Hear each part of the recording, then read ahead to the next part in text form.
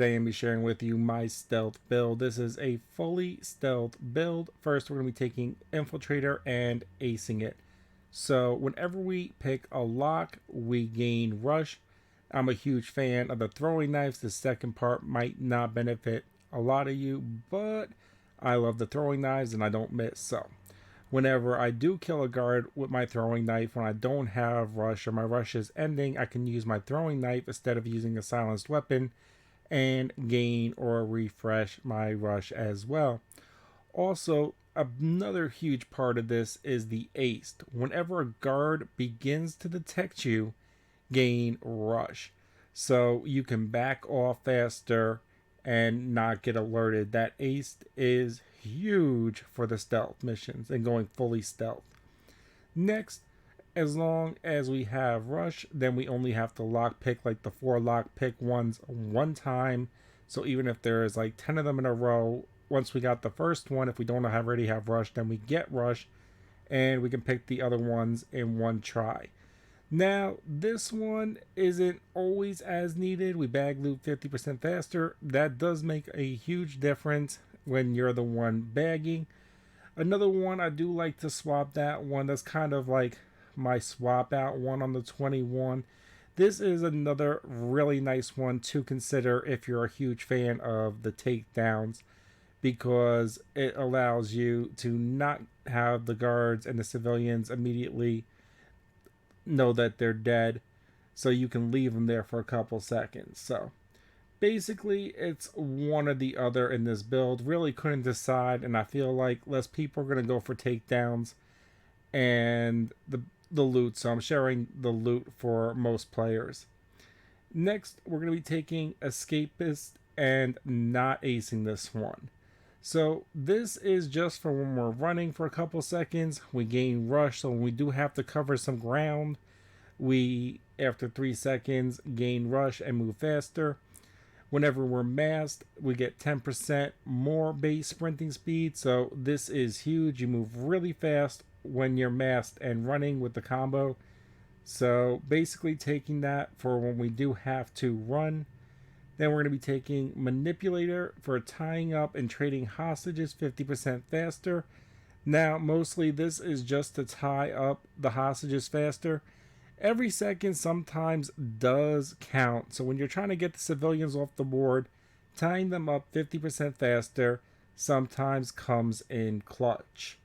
Next, we're going to be taking a huge one, Grifter, and acing it. So as long as our mask is off and we're within 1 meter of a civilian, so when we're running past civilians, especially at the start of a map, we gain rush, which allows us to pick locks really fast at the opening of maps. Also, it doesn't matter, as long as our mask is off and we move past any civilian, we constantly move faster, so that is nice. Also, the ace is huge. With our mask on, any civilians and employees within 10 meters that see you will become intimidated. So that is really nice, so you don't get radios from civilians. Next, we're going to be taking, as long as we're unmasked and we have rush, cameras can't detect us trespassing in private areas. Now, they will still detect you performing an illegal action, but this allows us to move in private areas, because once we get the alert, then we gain rush. Now that we have rush, they can't detect us trespassing. So this one is pretty much a must as well. Next, we're going to be taking, as long as we're unmasked and have rush, employees will ignore us performing illegal actions. So if we're unmasked, and the camera will still detect, but the employees won't, so you just have to evade the camera in the area. So not that hard. Next, we do want to answer radios 50% faster. It takes a couple seconds to answer those radios. Definitely sometimes that comes in clutch with not getting detected. Just as a fail-safe, we're going to be taking Slippery. After we do get cuffed by a guard, we can break free of the lockpicking. Now, this does cause us to become masked, but at least we're not detected, so you kind of get like one get out of jail free card, which is nice. Next, we're going to be taking Hacker and acing this for the extra runtime. So now we can hack cameras. We're not really worried about overloading the device. We're basically just taking this for the extra runtime. Next, we're going to be taking secure loop, so we can loop cameras and make them so they can't see us. Next, we're going to be taking glitch protocol. Now, every 60 seconds, which is pretty constant, you kind of got this whenever you need it if you're good.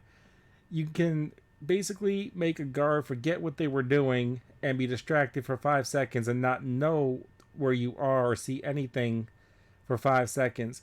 This is also huge when you want to stick a motion sensor or a camera guard. If you're not familiar with this strategy, kind of what you do is you tail the guard and you throw a motion sensor on them, or you throw a camera on them and you can ping them and watch where they're going, or have a motion sensor and have a constant UAV on them, which marks other enemies as well.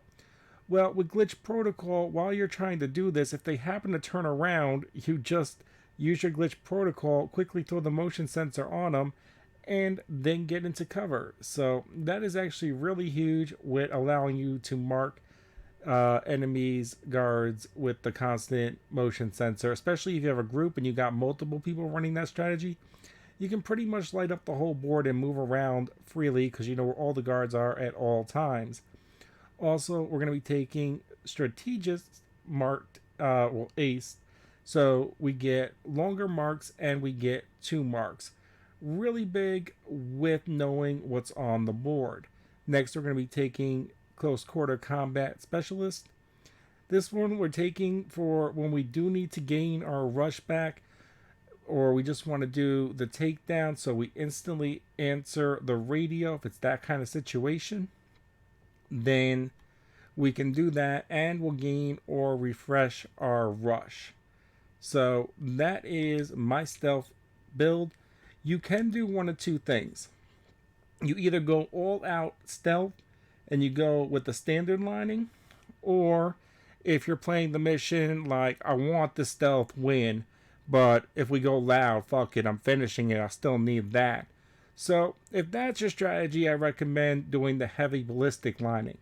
If it's all or nothing for stealth, then you go with the standard lining.